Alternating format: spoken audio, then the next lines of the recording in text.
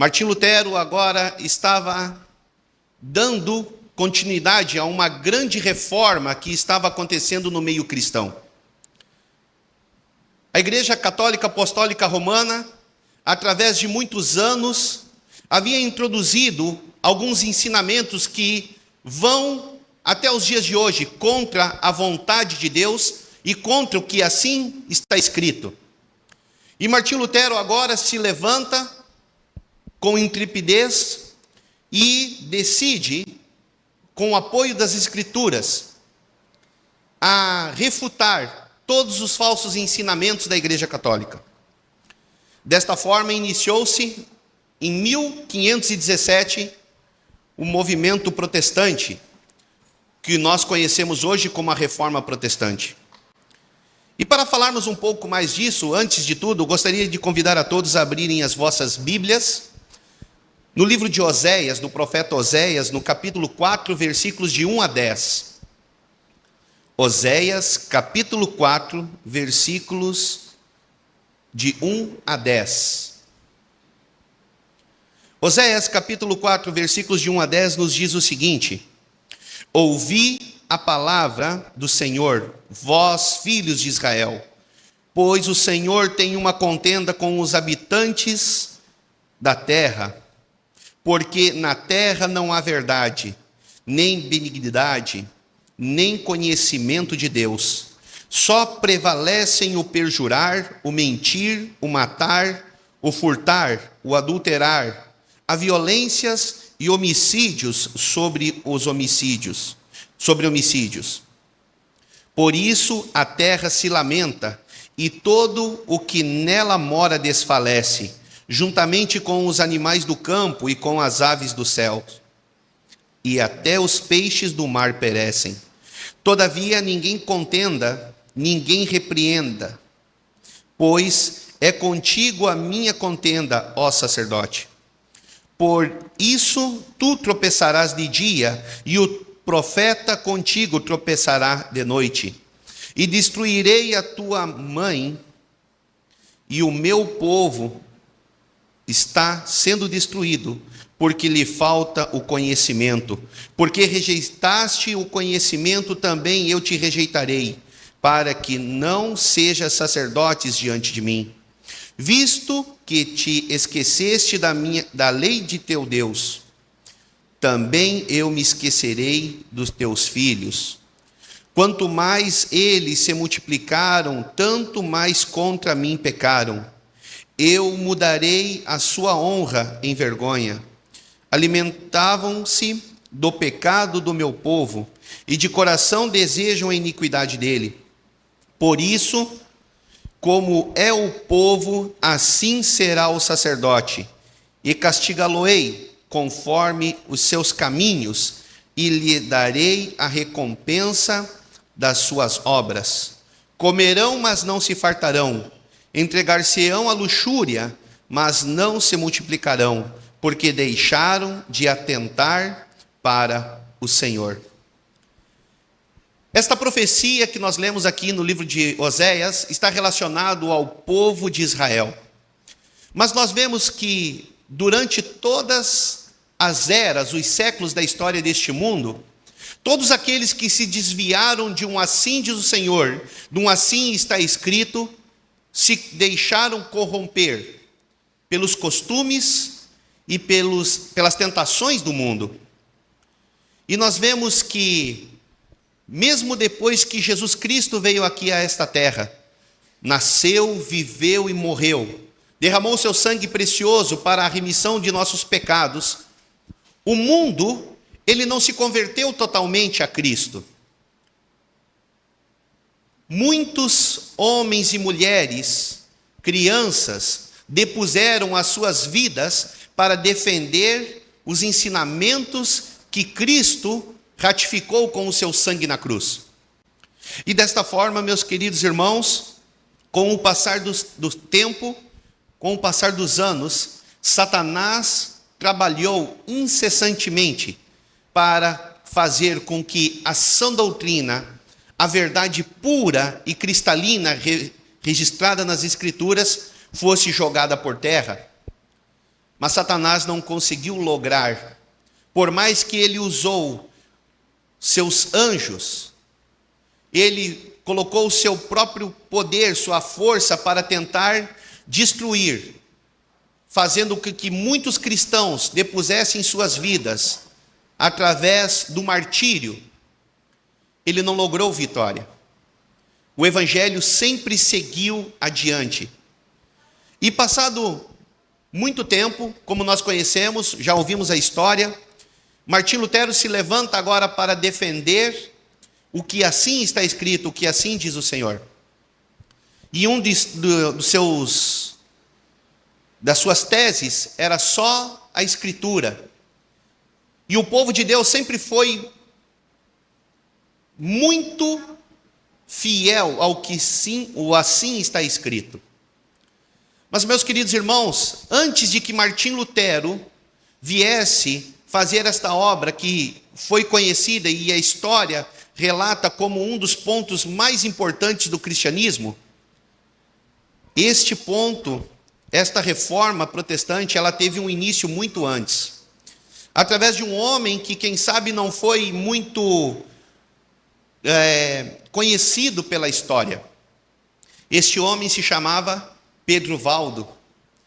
E em 1160, a história relata da vida de Pedro Valdo.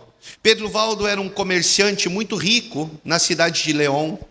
E nessa cidade, ele trabalhou incessantemente para levar o evangelho de Jesus Cristo adiante. Nós vemos que Pedro Valdo foi um homem que se dedicou, se debruçou a estudar as Escrituras. E quanto mais ele estudava, ele via que os ensinamentos da igreja, que agora, naquela época, era a autoridade eclesiástica, esta igreja estava deturpando o que o Senhor havia escrito. Pedro Valdo, depois de gastar toda a sua riqueza para confeccionar Bíblias e levar a palavra de Deus à mão de toda a população, de todos aqueles que o cercavam, Pedro Valdo agora foi acusado de herege e foi levado diante do clero para ser julgado. Pedro Valdo, ele foi excomungado.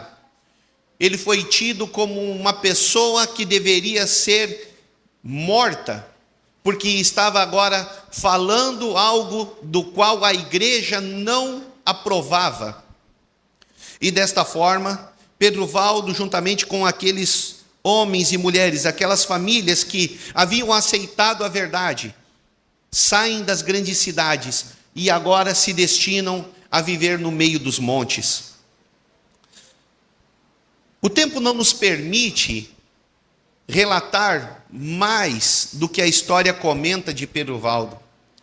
Mas, meus queridos irmãos, eu e você notamos, através desse breve relato, tanto de Martim Lutero quanto de Pedro Valdo, tanto do profeta Oséias, que Deus sempre teve um povo que manteve firme o que ele deixou escrito. Tanto antes de Cristo, através do povo de Israel, Deus suscitou homens e mulheres para agora manter firme a verdade pura e simples, como também depois de Cristo. E desta forma nós vemos que não foram somente os valdenses, mas John Wycliffe, João Hus, Jerônimo, Martim Lutero, Zwinglio, Cranmer, Latimer, Knox, os huguenotes, John e Carlos Wesley e muitos outros contribuíram para que a palavra de Deus se mantivesse pura, intacta, no meio de um mundo cheio de corrupção. Os valdenses avaliavam os princípios da verdade acima de casas e terras, amigos, parentes e acima mesmo de sua própria vida. Mas, irmãos, notem que esta mensagem ela começou a crescer em 1160, através de um homem adulto, Pedro Valdo. Mas essa mensagem não morreu junto com Pedro Valdo, ou com aqueles adultos aqueles homens e mulheres agora que já haviam atingido a idade adulta e que aceitaram o evangelho de Jesus Cristo puro e simples, como Pedro Valdo pregava. Eles precisavam fazer com que este evangelho seguisse adiante, que essas mensagens não morressem com eles mesmos. E sabe o que eles faziam? O relato da história diz que eles agora ensinavam as suas crianças. Diz assim: desde a mais tenra idade eram ensinadas as crianças a considerar os santos requisitos da lei de Deus. Note, o movimento valdense, ele rompeu décadas, porque as crianças foram o papel, a parte mais importante a ser evangelizadas. E desta forma, o evangelho de Jesus Cristo era aceito nos corações daquelas crianças puras, inocentes. E aquelas crianças agora, assim quando seus líderes morriam, assim quando seus pais morriam, estas crianças assumiam o posto e o dever de levar esse evangelho adiante. Desta forma, essas crianças foram levadas a muitas vezes a gravarem em sua memória longos trechos dos livros da palavra de Deus, especialmente Mateus e João. Aquelas crianças eram levadas a gravarem o evangelho de Mateus e o evangelho de João. Meus queridos irmãos, aqui surge uma pergunta, digamos, pode ser até meio que inocente, mas às vezes nós achamos um pouco difícil gravarmos um verso, 2 versos, 3 versos da palavra de Deus. Mas esses jovens, essas crianças, eles eram levados a gravarem cartas inteiras, evangelhos inteiros. Não somente para pregar a outros, mas também para o quê? Para também ter um crescimento espiritual. Porque a palavra de Deus diz o quê? O salmista Davi disse: escondi a tua palavra no meu coração para não pecar contra ti. Essas crianças tinham gravadas em suas mentes o evangelho de Jesus Cristo. E por isso eles agora obtiveram poder do Espírito Santo para se manter firme e levar esta verdade pura e simples adiante através dos anos. Desta forma, meus queridos irmãos, nós vemos que em todo o tempo da história, Deus sempre teve homens que se entregaram ao estudo das Escrituras. E além de buscar o estudo das Escrituras, eles pediram o poder de Deus para agora também praticá-las e vivê-las, para que se cumprisse a palavra de Deus, mediante incansáveis esforços e labores, por muitas vezes nas profundezas e escuridão das cavernas da terra, à luz de tochas, eram copiadas as sagradas escrituras, versículo por versículo. Anjos celestiais circundavam estes fiéis obreiros.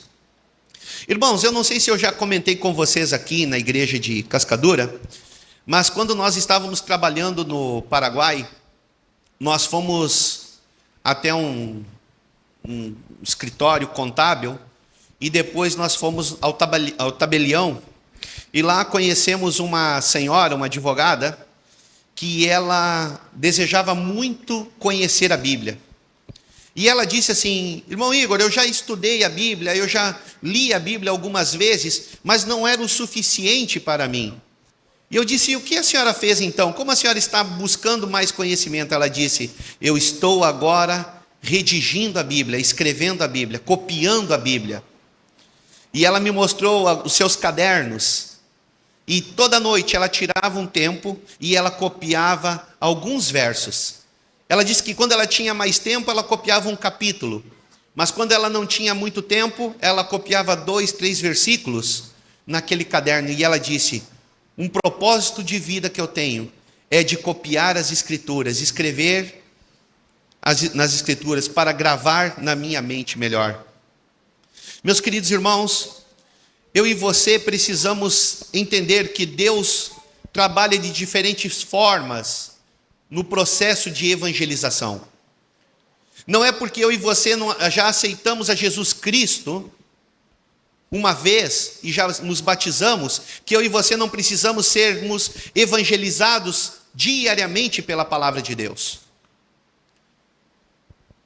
Se eu e você buscarmos constantemente o Senhor, eu e você receberemos o poder do Senhor também. E estes homens, mulheres, crianças, se dedicavam para fazer com que o Evangelho de Jesus Cristo não morresse com eles. E pela graça de Deus, hoje nós temos o privilégio de termos as Sagradas Escrituras, de termos o conhecimento que nós temos. Desta forma, os jovens eram levados a escreverem as Escrituras. E um detalhe muito interessante que nós vemos na história é que eles se apegavam muito no que estava escrito em Salmo 119, versículos 9 a 16, que diz o seguinte: como purificará o jovem o seu caminho?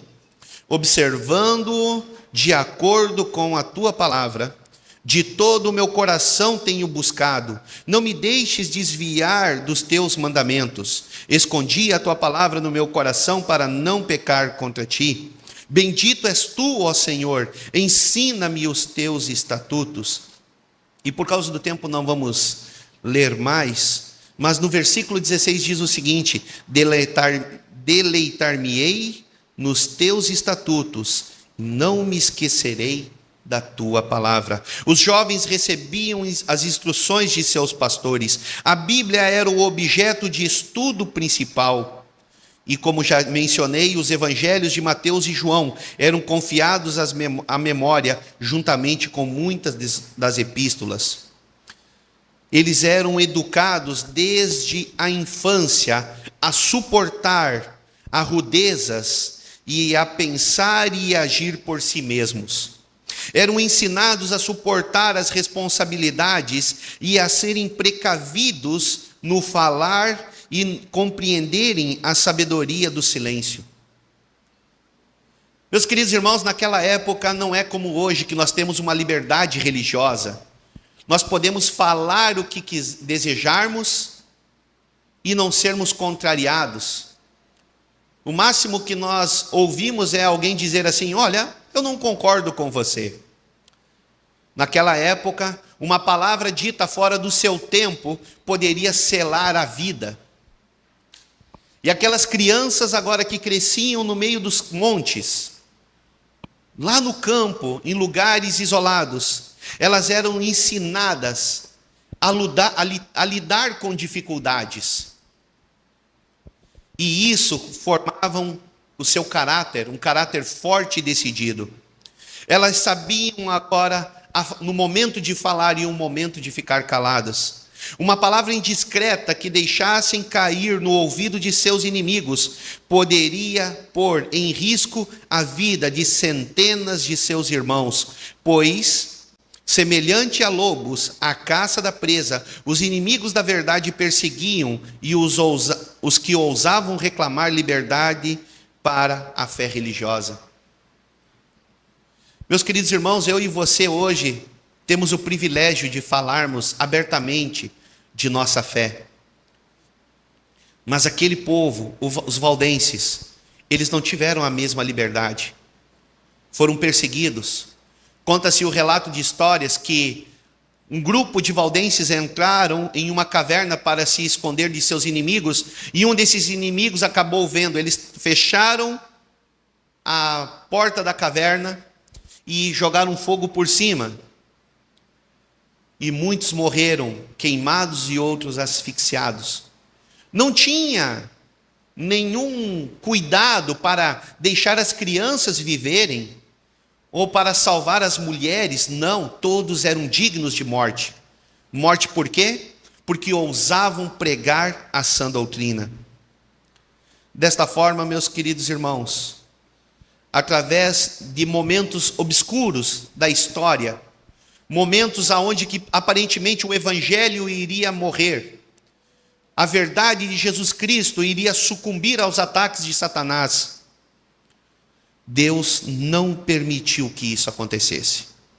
Deus manteve um povo firme, um povo que desejava a qualquer custo, ao custo de sua própria vida, manter o Evangelho de Jesus Cristo sempre diante do mundo. Desta forma, meus queridos irmãos, foi mediante o poder do Espírito Santo que na Idade Escura os cristãos valdenses ajudaram a preparar o caminho para a reforma. Assim os valdenses testemunharam de Deus séculos antes de Lutero.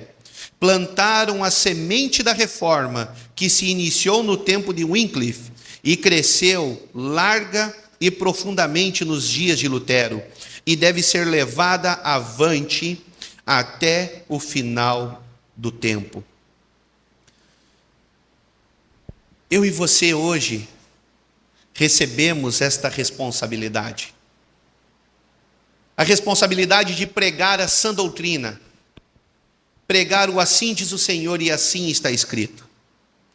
O Senhor não nos dá a liberdade de interpretarmos a sua palavra ao nosso bel prazer, para que ela venha se harmonizar com os nossos pensamentos.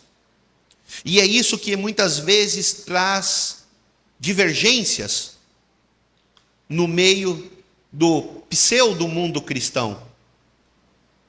Porque quando nós olhamos para a palavra de Cristo, para a palavra de Deus, nós vemos que aqueles que são seguidores de Cristo e foram chamados de cristãos, significam aqueles que buscaram viver como Cristo viveu aqui nessa terra.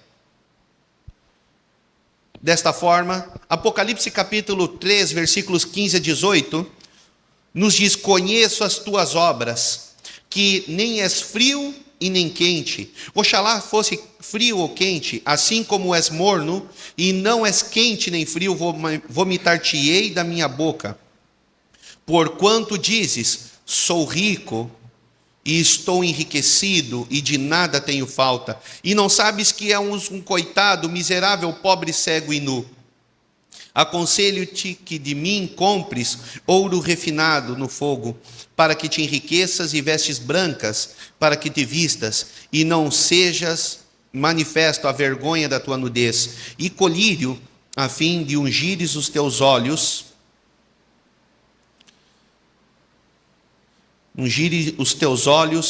para que vejas.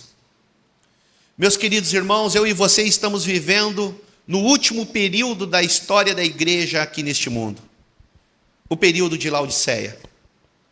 Um período que é retratado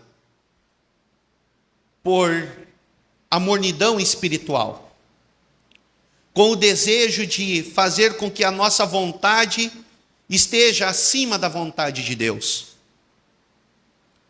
Deus nos dá esta liberdade para que eu e você coloquemos os nossos interesses acima dos interesses dele.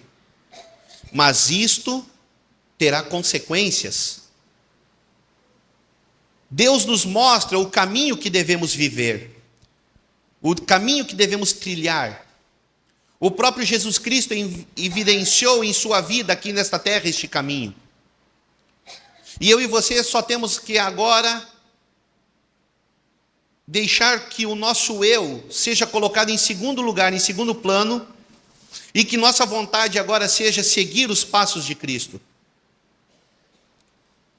Quando eu e você não fizemos isto, quando eu e você colocamos os nossos interesses adiante dos interesses de Cristo, Deus se entristece. E o comentário diz o seguinte, a irmã White escreve no livro Testemunhos para a Igreja, volume 7, o seguinte: Deus se entristece ao ver a falta de sacrifício próprio e perseverança de seus servos.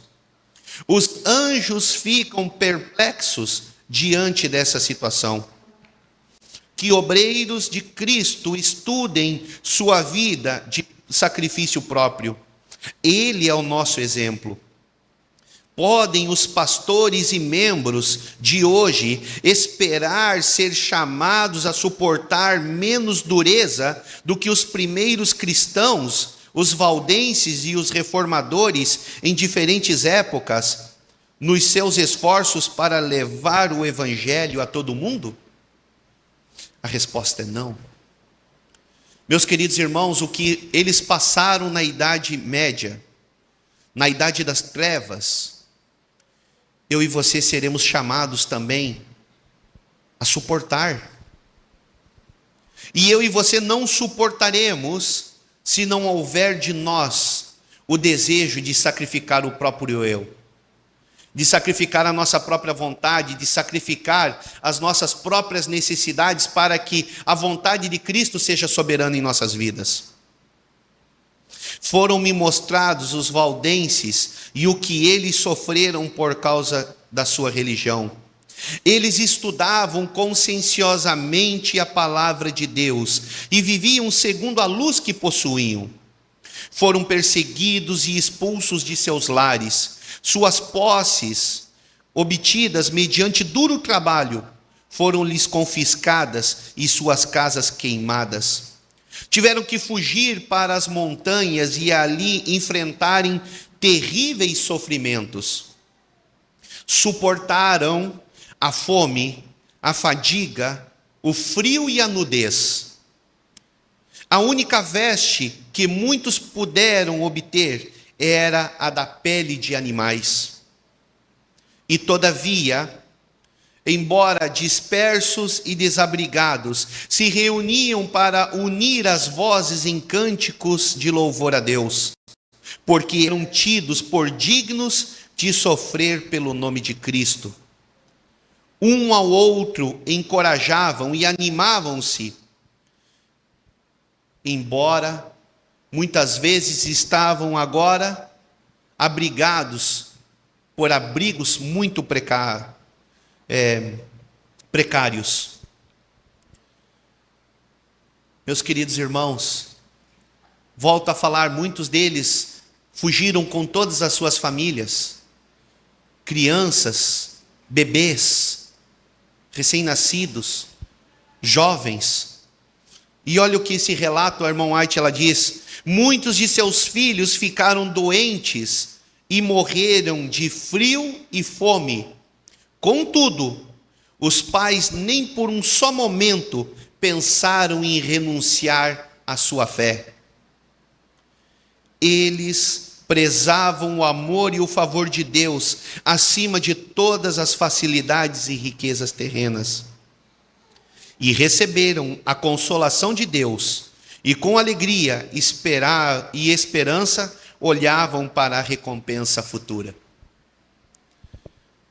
Quando eu e você olhamos para a história deste povo, os valdenses, e não somente dos valdenses, mas todos aqueles que viveram antes de nós, nós vemos, meus queridos irmãos, que para que a mensagem de Jesus Cristo não morresse, muitos tiveram que se abnegar de sofrer, de perder filhos, conforto, prestígio, tudo que o mundo oferece.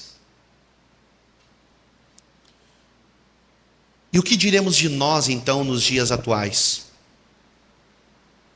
Estamos dispostos também a perder as mesmas coisas que os nossos queridos irmãos do passado entregaram com grande alegria?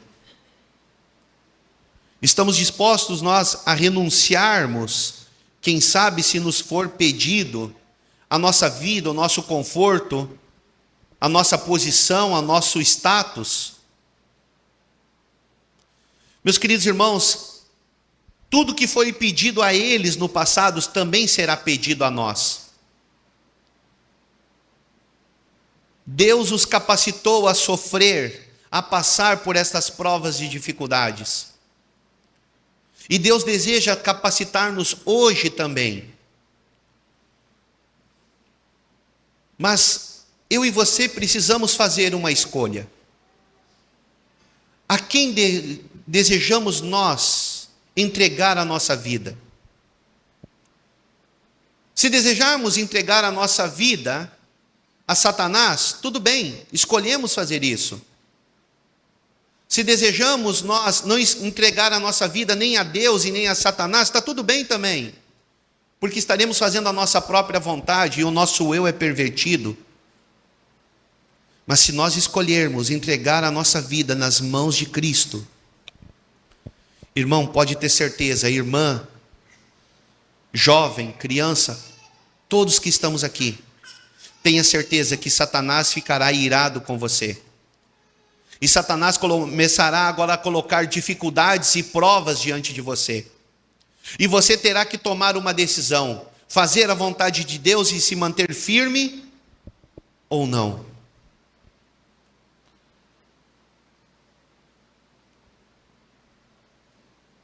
Eu e você somos chamados a fazermos um autoexame nesta manhã. Assim como disse o salmista Davi: Senhor, ensina-me a contar os meus dias para que eu alcance um coração sábio. Eu e você precisamos fazer um autoexame de nossa vida até este momento. Como tenho levado a minha vida religiosa? Como tenho me portado diante de Cristo?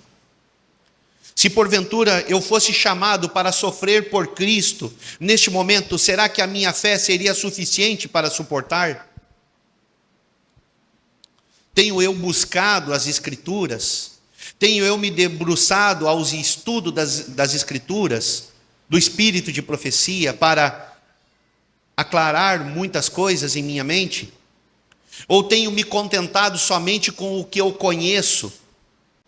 Tenho me contentado com o que só aprendo aqui na escola sabatina? Ou na breve meditação que faço em meu lar, na minha casa? Note, meus queridos irmãos, que muitas perguntas surgem quando eu e você começamos a fazer um autoexame de nossa própria vida. Mas, para finalizar, quero deixar com os irmãos o que está escrito em Apocalipse capítulo 3, versículo 11. Venho sem demora, guarda o que tens, para que ninguém tome a tua coroa. Jesus está às portas, irmãos. Hoje, com o advento da tecnologia, você vê que o mundo está em comoção. Esta semana mesmo eu estava meio triste, meio angustiado, até a Priscila chegou.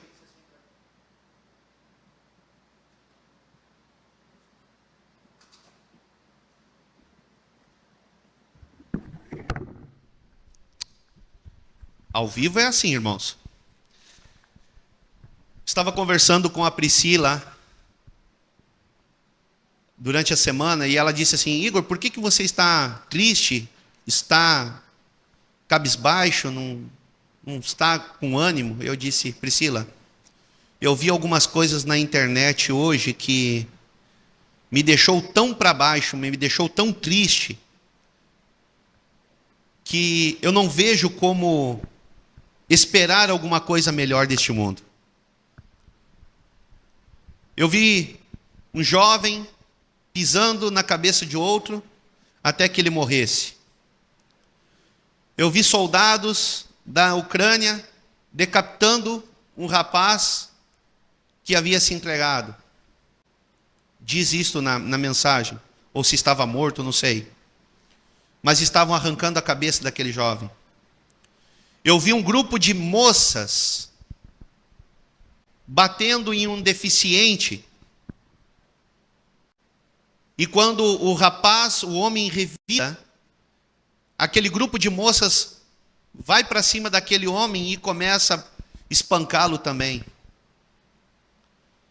Depois eu vi jovens que se encontram simplesmente para poderem agora se agredirem fisicamente uns aos outros. Prazer na agressão voluntária. Meus queridos irmãos, eu e você vemos corrupção, eu e você vemos tanta tragédia, tanta coisa ruim. E como eu e você agora podemos esperar que este mundo possa nos trazer alguma coisa boa? Mas o amor de Deus é tão incrível que Ele nos dá a oportunidade de escolhermos. Escolhermos a quem desejamos servir. E escolher aonde desejamos passar a eternidade. Volto a repetir, irmãos. Apocalipse 3:11. O Senhor diz: venho sem demora. Guarda o que tens para que ninguém tome a tua coroa. Deus nos dá o privilégio de podermos escutar esta mensagem nesta manhã. O Senhor nos dá o privilégio de termos a palavra dEle dentro de nossos lares para meditarmos. O Senhor nos dá saúde e nos dá tantas condições para que eu e você possamos buscar diariamente uma santificação do nosso ser. E o que temos feito com este tempo que o Senhor, de forma tão amorável, tem nos dado para aproveitarmos? Que o Senhor nos abençoe, que o Senhor nos guarde. A palavra de Deus não morrerá conosco, irmãos. A palavra de Deus seguirá em frente até o último dia.